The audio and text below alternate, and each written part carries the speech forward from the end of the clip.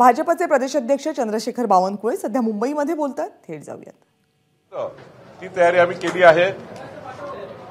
या बैठकीमध्ये सकाळी मी माननीय एकनाथ शिंदेजी राज्याचे मुख्यमंत्री यांच्याही चर्चा केली। माननीय राष्ट्रवादी काँग्रेसचे अध्यक्ष सुनील तटकरे साहेबांशी सोबत चर्चा झाली आणि भारतीय जनता पक्षाच्या आजच्या बैठकीतही चर्चा झाली। माननीय आमचे नेते देवेंद्रजी यांच्यासोबतही चर्चा केली। 14 जानेवारीला आम्ही राज्यभर महायुतीचे 11 पक्षाचे जिल्हास्तरीय मेळावे एका दिवशी होणार आहे।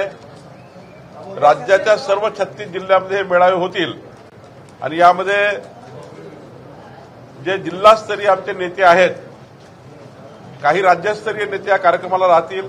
आमचे त्या जिल्ह्याचे पालकमंत्री असतील, राष्ट्रवादीचे, शिवसेनेचे, भाजपाचे पालकमंत्री असतील, हे सुद्धा त्या मेळाव्याला राहतील आणि महायुतीचे जिल्हास्तरीय मेळावे 14 तारखेला रविवारी होतील, 14 जानेवारीला, आणि मग विभागस्तरीय मेळावे जानेवारीच्या शेवटच्या आठवड्यात होईल आणि मग फरवरी महिन्यामध्ये राज्याचा मोठा मेळावा होईल, अशी योजना आम्ही या ठिकाणी केली आहे।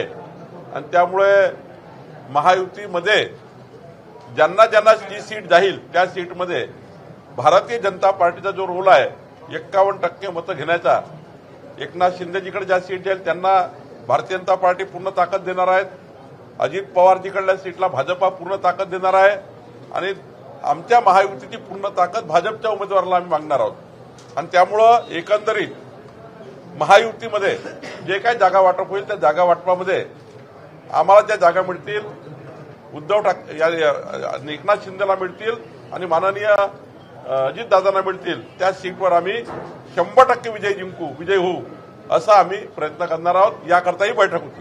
सर, एकीकडे तुम्ही लोकसभा निवडणुकीची तयारी करताय, दुसरीकडे राम मंदिर उद्धव ठाकरे। एबीपी माझा, उघडा डोळे बघा नीट।